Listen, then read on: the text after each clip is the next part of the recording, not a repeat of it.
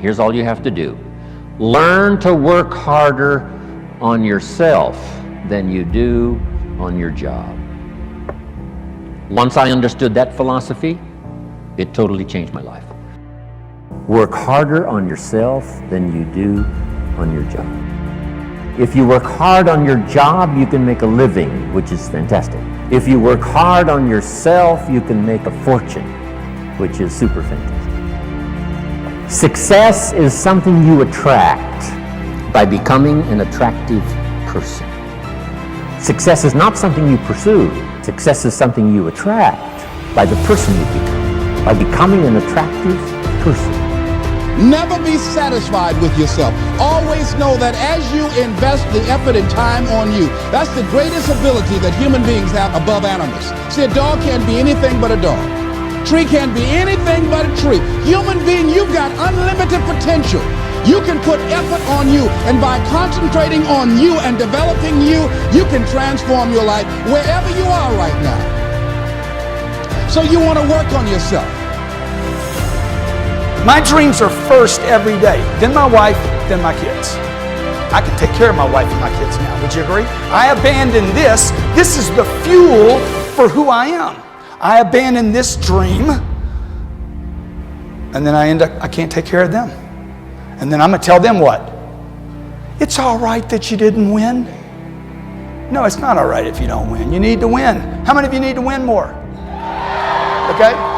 If you don't control your environment, folks, somebody else is going to control your environment. You guys that run teams and run organizations, if you do not control your environment, someone else will control your environment. You are being controlled in your environment right now. If you don't control your environment, it starts with me. When I was 45 years old, I'm like, I'm going to control my environment. I'm going to take every penny I have, all the energy I have, all the resources I have, and I'm going to improve me. If I got to go broke in the process, because I'm already broke. Look, if you're not fulfilled if you're not reaching your full potential every day, you're broke right now. If you find your passion, you're going to have this tremendous energy. It's sustainable energy. But momentum requires you always do the next thing to keep the momentum going. If you believe in what you're doing, that's fuel. It adds more fuel to your fire. You gotta keep going, you gotta keep pushing through, you gotta keep persevering, because at the end of the day, when you do, and you do, and you do more, you will be amazed at how the universe conspires to help you get to the place that you wanted to get to. So believe in you, block out the shade, and let your sun shine on through, because it's on you to be you. And the reason you get yourself in a passionate place is so that you change your life, and the only thing that changes your life is making a decision. So while you're in this passionate state, that's where you make decisions. The only way the commitment and the energy and the momentum continues is if you take immediate, massive what, my friend? Massive action is the cure-all. Massive action is the cure-all. That's how you develop yourself. That's how you begin to appreciate what you get. When you're working on a dream, at some point in time, a transition takes place. And the transition is what you are becoming in pursuit of the dream. Because even if you don't get the dream, you become such a strong and powerful person, it will so change your life, you can look at something else and say, well, I think I'll go do this then. Because you have now developed yourself in such confidence and such competence in how to deal in the arena of life that you can move into another area and not miss a beat. Once you begin to discover who you are, then you really realize how you have been given authority and dominion over everything on the face of the earth, including all the dimensions of your life. But you can only do that through the struggle of life. And most people avoid the struggle. Most people go through life avoiding pain. And when you go through life like that, something in you dies. Something in you that you never activate is lying dormant in there, that you never get a chance to call on because you have not challenged yourself.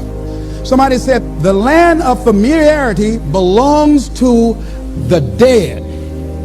That most people like to feel like they're a king in the area of their comfort zone. They only want to do those things that they know how to do well.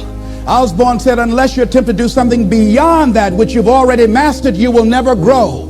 So if you want to begin to grow, you've got to put something out here that you can't reach easily, that has got to make you stretch, got to make you jump for it, got to make you get back a little bit and dig in so that you can take a leap for it. And maybe you jump up there and you miss it and you skin your knees and you come back again and you bust your lip next time. But you keep on, and through that process, you learn how to leap higher. You start challenging yourself to dig deeper, and then you discover some things about you that you don't know right now, some talents that you have in you that you didn't know that you can do. If you want to begin to make your stuff happen for you, I think that it's very important that you start trusting yourself. Listen to yourself. Listen to that still small voice within you. Don't try and make everything logical. There's some things about life that defies logic, that you just can't explain how the outcome is going to be. I think that's why Paul said you've got to learn how to walk by faith and not by sight. That once you begin to trust yourself and your ideas and your instincts, life takes on a whole new meaning, because now I want you to do that feeling that you are led. Just feel, I am led. Ladies and gentlemen, don't give your power away. You don't need anybody to approve your dream. It was given to you. If they can't see it, it's because it wasn't given to them. It was given to you. Hold it, nourish it, cultivate it, work on it. It's yours. It's your baby. Work on it until it comes into fruition. I gave away my power and I said, I'm not going to do that no more. Here's something else for those who make it today. Do what you know is right. Treat people like you want to be treated. Don't try and take any shortcuts. Don't try and cheat.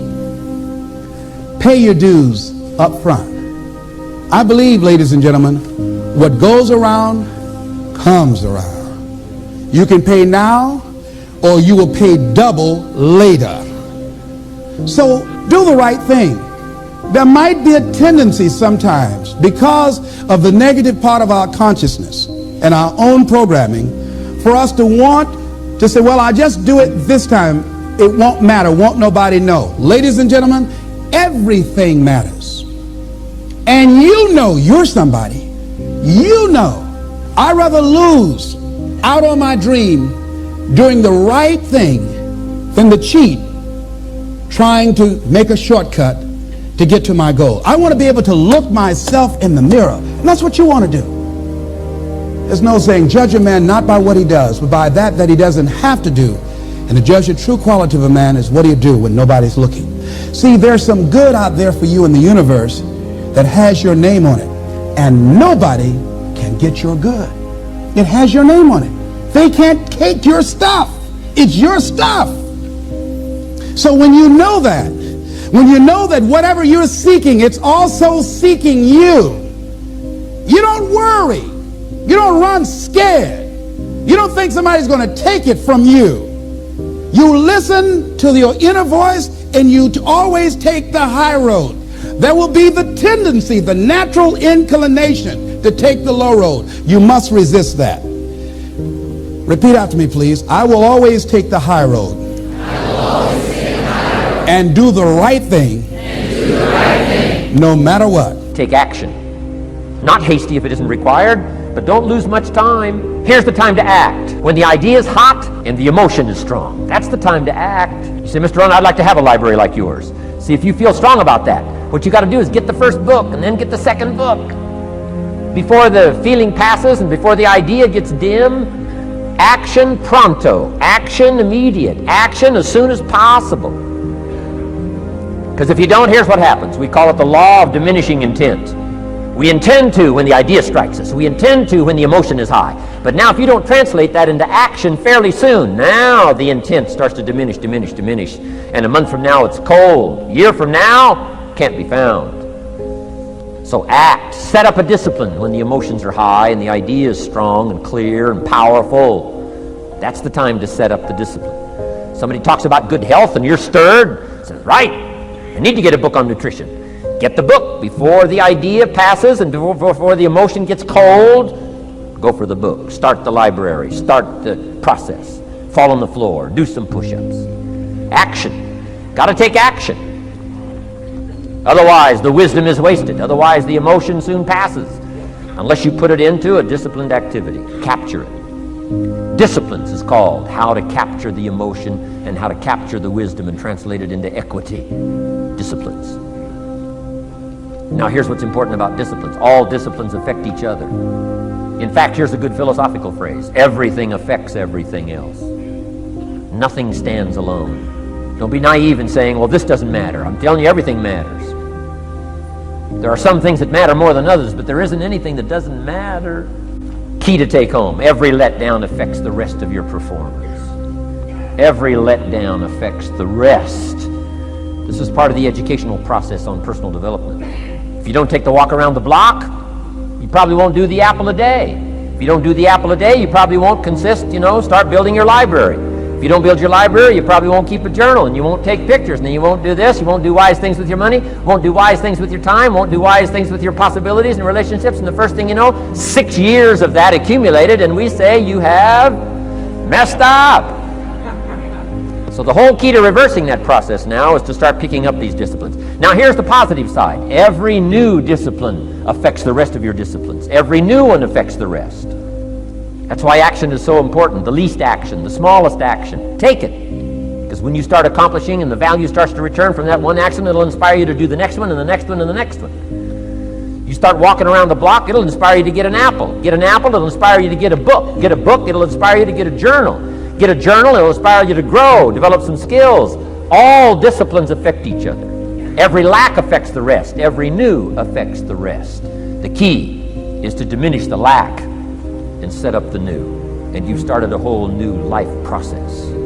Also, one more thought on discipline. Here's the greatest value of discipline. Self-worth, self-esteem. People are teaching self-esteem these days, but they don't connect it to disciplines. The least lack of discipline, and it starts to erode our psyche. One of the greatest temptations is to just ease up a little bit, right? The slightest lack of doing your best starts to erode the psyche. Instead of doing your best, doing just a little less than your best. Sure enough, you say, well, it's just going to affect my sales. No, it's going to affect your consciousness. It's going to affect your philosophy. Now you've begun in the slightest way to affect your own philosophy. Here's the problem with the least neglect. Neglect starts as an infection. And if you don't take care of it, it becomes a disease. And one neglect leads to another. And the worst of all, when neglect starts, it diminishes our self-worth, our self-confidence, our self-value. You say, well, how can I get back my self-respect? I'm telling you, you don't have to go to 29 classes. All you have to do is start the smallest discipline that now corresponds to your own philosophy, like I should, and I could, and I will. No longer will I let neglect stack up on me so that I will have the sorry scenario 6 years from now, giving some excuse instead of celebrating my progress. That's the key to discipline. Okay? Let's get kids involved in the least of disciplines. One more, and then one more, and then another one, and then another one, and then some more. And the first thing you know, you're starting to weave the tapestry of a disciplined life into which you can pour more wisdom and more attitude and more strong feeling, more faith and more courage. Now you've got something, a vessel in which to put it, and now the equities start to flow. And the early return, I'm telling you, if you'll start this process, the early return will have you so excited, you'll commit yourself to this strategy for the rest of your life. You'll never go back to the old ways. Join a new crowd, join a new group. The disciplines to do it, take action. I recommended the last time I was here the little book, Richest Man in Babylon, and I said I've lectured now to over 3 million people in the last 33 years, and I've recommended this little book to almost all of them, I think. Guess how many have actually gone and got this little book? Answer, very few. My best guess is 10%. Such an easy thing to do. In that last seminar, right, I suggested this little book, number one, is easy to find. Number two, it's easy to buy. The most you can pay for it, $6, $7, $8. You can borrow that from your kids. And number three, it's easy to read. It's in story form. That's why I use it for teenagers, teaching them how to be rich by 40, 35 if you're extra bright, much sooner if you find a unique opportunity. But if it's easy to find and easy to buy, and if it's easy to read, why wouldn't everybody go get it? We don't know. What do you know? You don't know. I don't know. Nobody knows. Here's how profound it is. Some do and some don't. Now here's the numbers. About 10% do. 90% don't or won't. We don't know the mystery of that. And I'm telling you, 10 years from now, those numbers will still be the same. 10% will, 90% won't. The numbers don't change. Only the faces change. You're looking at one of the faces. I used to belong to the 90% who couldn't be bothered even if it was easy.